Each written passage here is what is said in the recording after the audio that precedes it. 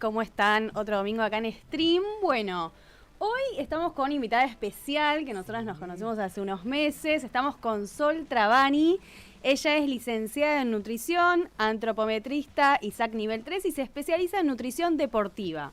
Es decir, es algo nuevo que todavía no es un tema que no hemos tocado por acá, así que está buenísimo. Estamos inaugurando temática también, gracias a Sol. Desarrolló su carrera en el fútbol profesional argentino, trabajando en clubes de primera división y en el ascenso, además de la atención clínica y la formación de profesionales. Participa en proyectos de investigación vinculados a la nutrición y a la antropometría en el deporte. Es autora de Cuerpos en Juego, su libro, del cual fuimos parte ahí en la presentación con Fla, donde reúne su experiencia profesional y su mirada crítica sobre el cuerpo y el rendimiento. Bueno, gracias. Sí, tiene que estar a la altura de las circunstancias la presentación. Qué linda presentación. Bueno, ya me tienen acostumbrada igual a presentaciones lindas porque me estuvieron acompañando en la presentación del libro, así que bueno, quiero agradecerles por eso también. Y qué lindo participar de este domingo. Muchas gracias. Para abrir esta temática que es la nutrición en deporte. A mí hay algo que me pasa cuando hablan de nutrición en deporte que es como que pareciera que es más fácil para el deportista porque es deportista. Claro. ¿No? Entonces es como, bueno, pero él se tiene que cuidar. Se tienen que cuidar la nutrición, vienen con el chip, ¿no? De cuidado nutricional.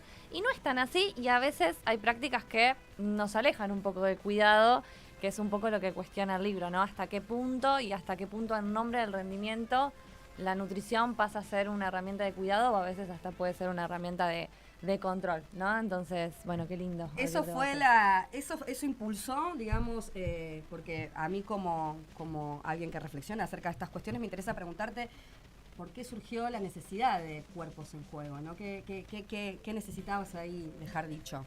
Contarnos a quienes lo leímos. Bueno, en realidad surge más como una necesidad personal, hasta diría, como mujer de ciencia. Yo soy bastante como que me gusta muchísimo justificar mis prácticas. Creo que en cualquier universidad, cualquier persona que estudia en una universidad ya siente la universidad como a veces bastante alejada de lo que es la realidad, tanto en la medicina como me imagino en otras... Sí, en otras carreras, áreas, claro. En otras áreas, ¿no? Yo creo que particularmente la nutrición, en cuanto a los espacios universitarios, quedó muy alejado de lo que se sabe, de la evidencia científica, de un montón de cuestiones, y con la nutrición deportiva particularmente, a mí me pasaba que había un montón de prácticas que se justificaban por una cuestión de creencia cultural. Creencia cultural del preparador físico, creencia cultural del médico anterior, creencia cultural del nutri anterior que había estado, y cuando iba a la bibliografía a buscar cómo tenía que trabajar y que se acercaba muchísimo al criterio que quería construir, tenía dificultades todo el tiempo para hacerlo. ¿Pero por qué? Porque no, esto siempre se hizo así. Y el clic se me empieza a hacer cuando yo empecé a ver que esto repercutía en la salud mental del jugador, en el rendimiento del jugador, y dije, no, pará. O sea, tan equivocada no puedo estar, tengo que hacer algo con esto. Y a partir de ahí nace la necesidad de ponerlo escrito en algún lugar, este criterio, de escribirlo, para poder comunicarlo. Y ahí nace un poco la idea, ¿no? Fue como una sensación de también poder decir, esto está pasando en el fútbol de elite, que es el deporte que quizás más importancia le damos a nivel... sí, es el más popular sin dudas, ¿no? El fútbol es como, vos decís que sos nutri de un plantel de primera y la gente como, wow. Y a mí me pasaba como... No me estoy divirtiendo. No está tan copado. No está tan bueno. No está tan bueno. Los chicos no la pasan tan bien como ustedes creen. Estoy haciendo lo que quiero hacer, ¿viste? No tengo ganas de estar pensándolo todos los días. ¿Qué pasa con esto? Y hay mucho por hacer. Porque también hay una creencia de... Ya está todo. ¿Qué quieres inventar? ¿No? Sí. Bueno, hay otras formas también de ejercer la nutrición. Y también el jugador de ahora no es el jugador de hace 20 años atrás. Ni la nutrición. Ni la nutrición es la misma. Tiene otra exposición, tiene otras demandas también, obviamente, porque el deporte fue cambiando, las exigencias del deporte van cambiando. Y eso se tiene que poder adaptar. Y la nutrición tiene un rol bastante importante ahí. Entonces, ¿cómo podemos seguir replicando prácticas de hace 10, 15 años?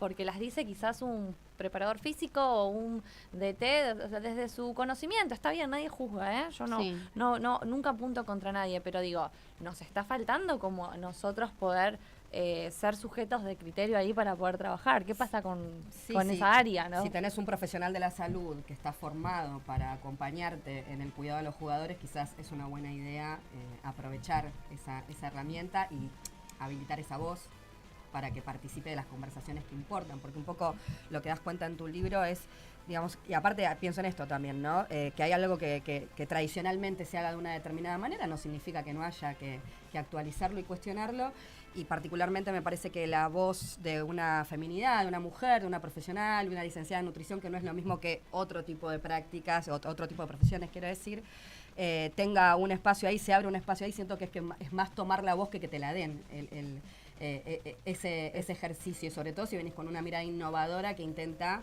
digamos, considerar la dimensión humana, que esto es algo que también trae mucho las feminidades en la práctica profesional. Sí, bueno, eso de tomar la voz es tremendo. Yo creo que en la carrera de nutrición hay que tomar la voz, ¿no? Sí.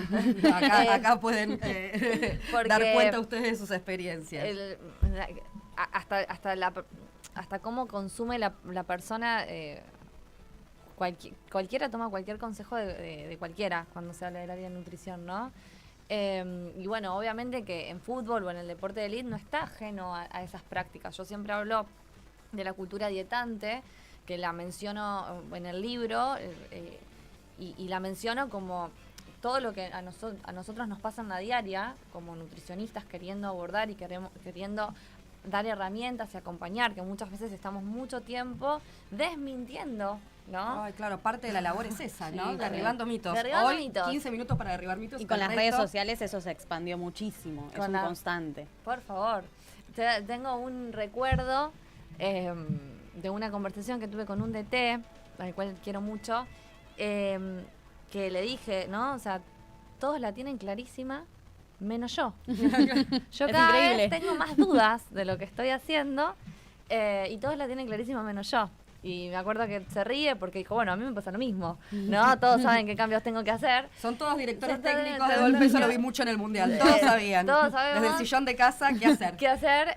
Y habla desde el lado humano de alguien que hace las cosas con crítica, que es algo que la inteligencia artificial no nos va a poder reemplazar El nunca, criterio. ¿no? El criterio.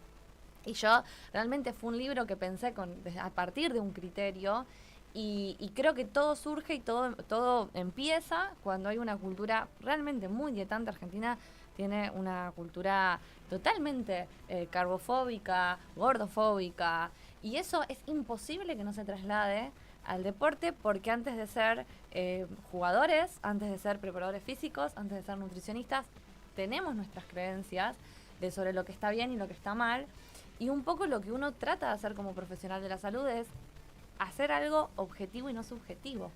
Y eso fue lo que tanto tiempo a mí me costó poner en práctica, ¿no? Es decir, mira, tu mirada sobre que la papa engorda es una mirada subjetiva que tenés, pero mi tengo rol- evidencia científica, claro. mi rol es poder traducir esa evidencia científica disponible en forma objetiva para buscar un mejor rendimiento, para buscar una mejor salud. Y lo mismo pasa cuando hablamos de una medición corporal, y lo mismo pasa cuando hablamos de un pesaje diario. Entonces, qué difícil era que la gente no me vea como, oh, después vos sos muy buena, con, no, tengo un criterio Claro. formado, disculpame, pero no tiene que ver con ser buena o mala. Y realmente es un desafío en fútbol profesional, en deportes de élite, pero en el día a día con el consultorio también, ¿no? Digamos, es un poco la cultura en la que estamos inmersa, y es eso, tomar la voz. Es tomar la voz y construir, en esto pensaba cuando te escuchaba, la autoridad interna, ¿no? Ir construyendo autoridad interna en función de lo que vos tenés certeza y evidencia para respaldar, no solamente en un ámbito donde está lleno de mitos, sino también muy masculinizado, donde esa autoridad en esto de la mujer es buena, es la nutri, es la que me da de comer, cumple una función casi maternal, que hace que eso no es negativo necesariamente, porque cuidar dentro de la profesión es una oportunidad. O sea, esa dimensión humana que ustedes le aportan, que yo puedo dar cuenta de Flor, conociéndola sola ahora también a partir de la presentación del libro y de lo que dice ese libro, que recomendamos mucho que lo lean, porque a quienes les interesa el deporte, pero aún así a quienes no le interesan el deporte, para pensar su relación con la alimentación, es un libro que se lee, digamos, muy, muy amigablemente, no tiene pretensiones y tiene mucha información y de muy buena calidad. Bueno, es esto, ¿no? O sea, que el cuidado esté implicado, no necesariamente te desplaza del aspecto profesional, ¿no? Como la autoridad tiene que ser siempre algo más riguroso o duro para ser validado. Sí, también que muchas veces nos ponen en ese rol de control, ¿no? Como si fuera lo único que tenemos que hacer, controlar, pesar, medir, ver si está bien o no, entra dentro del rango que yo estoy buscando y listo, y hay mucho más allá de eso, ¿no? En ese sentido te quería preguntar, ¿qué fue estas prácticas o qué costumbres veías dentro del deporte que dijiste, bueno, che, acá hay algo que laburar, esto no está bueno y se puede hacer de forma diferente? La primera práctica que yo reconozco, que digo, esto no tiene sentido, fue hace muchos años, 5 o 6 años cuando entré, 5 años cuando entré a un club de primera, que no era yo la nutri, entro como parte de un equipo, no era la nutri principal, no tenía posibilidad de yo tomar decisiones, donde yo veía que había pesaje diario, había un pesaje diario, pero lo que se hacía con ese pesaje diario, ¿no? Era como que la Nutri tenía que estar cargándolo en Excel a mano para después mandarlo a un dirigente. Y también había una multa económica por sumatoria de pliegues o por kilos de grasa, kilo de masa muscular, ¿no? Si no se llegaban esos objetivos. Multas hacia los jugadores. Multas hacia los jugadores. Y más allá de lo violento, sí, porque a mí todavía no estaba en ese momento de espantarte, claro. No lo podía pensar así. Obviamente que uno, yo cuando hablo y relato, me interesa ponerlo sobre la mesa para que se pueda debatir sin intención de señalar, ¿no? En el libro yo lo remarco mucho. Yo formé parte de prácticas que hoy en día no las volvería a hacer, eso forma parte del crecimiento. Totalmente. Claro. Y no busca señalar, sino como decir, bueno, pensemos qué estamos haciendo. Y a mí lo que me llamaba la atención de estas prácticas eran que no tenían fundamento científico. O sea, digo, ¿cómo lo comparaba con otras áreas, no? Voy a poner un ejemplo. Un jugador se lesiona y yo siempre observaba a los médicos, a los kines que eran más grandes que yo y que tenían más trayectoria en esos espacios. Jamás los escuchabas decir, en 15 días este jugador va a estar de vuelta en el partido, así. En nuestra área, en cambio, si no baja medio kilo de grasa en 15 días, multa. Claro, digo, ¿por qué? Es como si no te recuperas el tobillo en tantos días, multa. O sea, no tiene sentido. Y yo digo, pero ¿cómo podemos hacer ese tipo de afirmaciones? Si no se pueden. O sea, si la evidencia científica cada vez más nos va diciendo que un plan alimentario puede generar, no genera los mismos efectos en una persona que en otra. Sí. Los parámetros eran muy dudosos que se les pedían. Digo, ¿quién dice que un jugador tiene que tener este sumatorio de pliegues y si no está mal?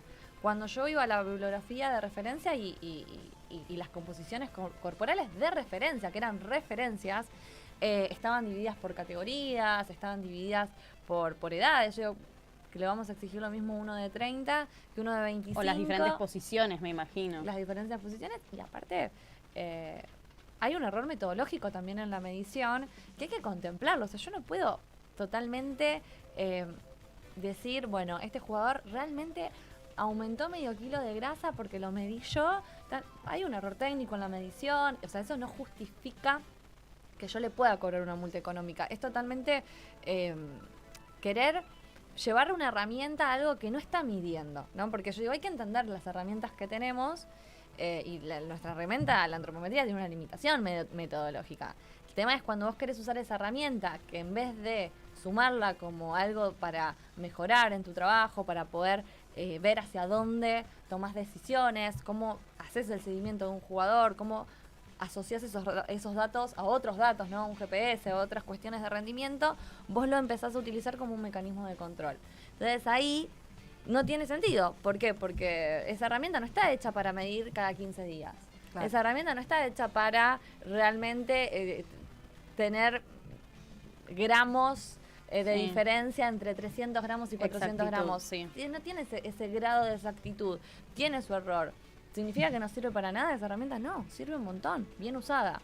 Entonces, mi pregunta era, ¿por qué llegamos a desdibujar una herramienta que tranquilamente se puede estar usando bien con los protocolos que corresponde para que esa información sea más verdadera, sea cada vez más exacta y realmente... y a la vez sea más eficiente el resultado. Sea más eficiente, genere menos incomodidad, ¿no? ¿Por qué llegamos a usarla de esta manera? Todavía no encontré la respuesta, pero sí creo que hay una cuestión de querer, conformar o querer como mostrar que estamos trabajando, ¿no? Yo en el libro tengo un capítulo que se llama Las chicas de nutrición, ¿no? Como esta cuestión de también que a veces se nos pide que estemos todo el tiempo dando respuestas, dando resultados, controlando. Algo que no solamente no podemos controlar, porque esto va a tener más error de medición, que yo mida a un jugador cada 15 días, o si lo peso todos los días, va a generar una mayor variabilidad en ese peso. No, a mí no me va a estar dando información verdadera, que lo que pueda yo obtener, pero que igual se demuestra que estás haciendo algo y que igualmente el jugador siente ese control. Sí. ¿Y hasta qué punto? Porque lo que yo notaba, o por lo menos desde mi práctica, es que se terminaba logrando todo lo contrario, porque el mensaje era contradictorio. Ahí viene la Nutri que me va a medir y me van a descontar del sueldo. Y que después quiere que coma un plato de carbohidratos. Claro. Porque quiere que rinda bien en el partido. Que tenga la energía. Y si yo como ese plato de carbohidratos, el peso me aumenta. Entonces, ¿para qué me Y después ahí va a tener una multa, o sea. Y eso te quería preguntar. Del lado de los jugadores, ¿había algún tipo de interpretación o algún tipo de esto, vos lo mencionaste, incomodidad frente a estas prácticas? ¿Empezaste a notar que había algo del otro lado que te ponía ahí como un freno de che, quizás esto no está tan bueno? Yo lo empecé a notar, sobre todo en mi última parte profesional, donde empecé a estar más atenta y yo empecé a hacerme más preguntas sobre esto y decía, bueno, ¿de dónde se sale esta forma de trabajar? ¿Qué puedo hacer yo por esto? Y entonces empecé a observar, empecé a preguntar, y sobre todo en lo que más notaba incomodidad era en ese pesaje diario, ¿no? Era como que, porque me preguntaban, che, pero Sol, si comí lo mismo que ayer y hoy peso medio kilo más o 2 kilos menos. Claro, o vivir así. ¿Y vos? Sí, obvio, sí, porque sabés que va a haber variabilidad. En cierto punto hacías algunas preguntas por las dudas de que decir, bueno, ¿tuviste algún problema gastrointestinal? Si pesás menos, ¿te recuperaste bien ayer después del partido? Para algunas cuestiones podía servir como pregunta, pero cuando lo haces todos los días y entendés que ellos también van todos los días y vos lo estás anotando, y a veces algunos preparadores físicos, algunos cuerpos técnicos lo usan en su contra, ¿no? O sea, les llaman la atención, lo que fuera. Y también a veces había gente que no se quería ir a pesar. Y yo tampoco iba a inventar un peso, porque tampoco es ético, ¿no? Sí. O sea, si yo tenía un rol, en cierto punto tampoco pude inventar un peso de una persona, ¿no? Entonces era como muy difícil para mí manejar esa situación. Era una contradicción situación constante.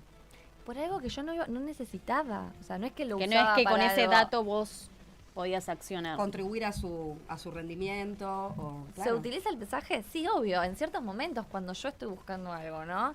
Y eso fue lo que más me motivó a preguntar. En el libro hay un capítulo, ¿no? Que traigo un poco esas voces de los jugadores y que me mencionan. Y confirmaba un poco, ¿no? Esto que yo pensaba que la práctica no estaba buena. Un 30% de los jugadores refirió un malestar asociado a ese pesaje diario, y hubo una frase que la llevé a todos lados, que la llevé al Congreso, que la trato siempre de llevar como bandera, que es esto de que un jugador de forma anónima puso que no nos midan como máquinas. Qué claro.